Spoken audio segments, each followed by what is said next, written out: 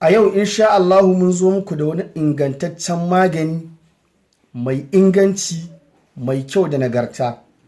Wannan magani shine mun yi bidiyo a baya, ka nemi namijin goro, kanumfari, citta mai kwanso da dabino.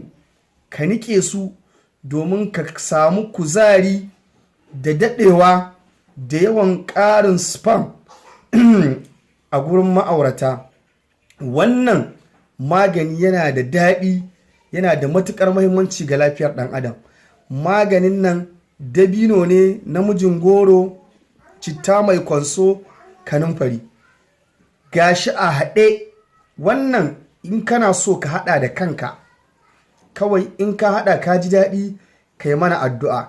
Wannan muna da haɗaɗɗe wanda yake da buƙata. Wannan magani haka ma za ka iya ɗiba ka sha, ka kora da ruwa.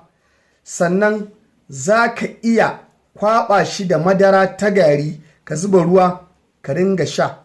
In Allah yadda za a samu sauƙi, za a samu biyan buƙata, musamman lokacin da aka kusanci iyali da izinin Allah. Ka yi uwa sharing ɗin wannan bidiyon domin su gani su amfana. Don neman ƙarin bayani ko tambaya 08067989338.